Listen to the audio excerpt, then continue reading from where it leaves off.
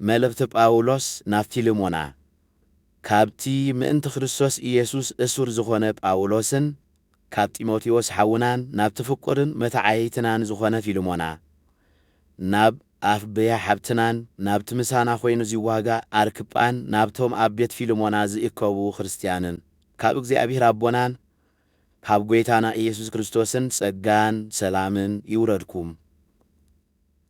ኣብ ጸሎተይ ክዝክረካ ከለኹ ኩሉ ግዜ ንኣምላኸይ ኣመስግን። እዚ ኸኣ ንኣመንቲ ከም እተፍቅርን ብጐይታና ብኢየሱስ ከም እተኣምንን ስለ ዝሰማዕኩ እየ። ነቲ ብክርስቶስ ዝረኸብናዮ ሰናይ ነገር ኣጸቢቕካ ምእንቲ ክትርዳእ ነቲ ዘለካ እምነት ብትብዓት ከተካፍሎ እጽሊ ኣለኹ። ኣተሓወይ ልበ ኣመንቲ ስለ ዘጸናናዕካ ብፍቕርኻ ብዙሕ ሓጐስን ምትብባዕን ረኺበ ኣለኹ።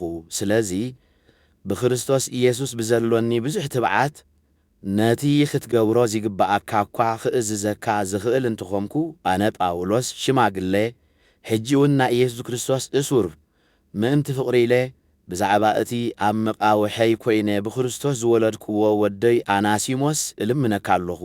ንሱ ቀደም ኣይጠቕመካን፣ ሕጂ ግና ንኣኻን ንኣየን ይጠቕመና እዩ። ነቲ ብልቢ ዘፍቅሮ መሊሰ ናባኻ እሰዶ ኣለኹ። ኣነ እኳ ወንጌል ብምስባኸይ ተኣሲረ ኣብ ዘለኹሉ ኣብ ክንደኻ ኮይኑ ከየገልግለኒ ምሳይ ክትርፎ ምደልየኹ ነይረ።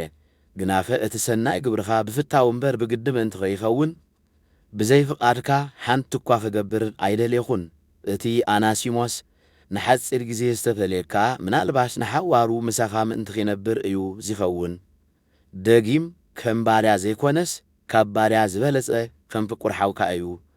ኣነ ኣዝየ እየ ዘፍቅሮ፣ ንስኻ ግዳ ብስጋን ብጐይታን ሓውካ ንዝኾነ ክንደይ ኣብ ሊጽካ ዘይተፍቅሮ እምበኣርሲ ከም ሓውት ትርእየኒ እንተ ኾይንካስ ንኣይ ከም እትቕበለኒ ጌርካ ተቐበሎ።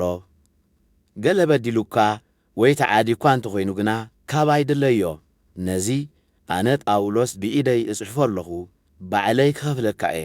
ንስኻ እውን በዓል ዕዳይ ከም ዝኾንካ ምዝራብ ኣየድልን እዩ። እወ ኣተሓወይ ካባኻ ብጐይታ ክትጥቀም እደሊ ኣለኹ። ብክርስቶስ ንልበይ ኣቕስነለይ። ሓለፍ ሃዚ ዝብለካ ዘለኹ ከም እትገብር ፈሊጠ ከም እትእዘዘኒ እውን ኣሚነ እየ ዝጽሕፈልካ ዘለኹ። ብዘይካዚ እውን እግዚኣብሔር ጸሎትኩም ሰሚዑ ናባኻትኩም ክመጽእ ከም ዝገብረኒ ተስፋ ኣሎኒ እሞ ስፍራ ኣዳልወለይ። ኤጳፍራስ እቲ ንክርስቶስ ኢየሱስ ኪብል ምሳይ ተኣሲሉ ዘሎ ሰላም ይብለካ ኣሎ። ከምኡውን እቶም መታዓይተይ ዝኾኑ ማርቆስ፣ ኣርስጠርኮስ፣ ዴማስ፣ ሉቃስ ሰላም ይብሉኻ ኣለዉ። ጸጋ ጐይታና ኢየሱስ ክርስቶስ ምስኻትኩም ይኹን።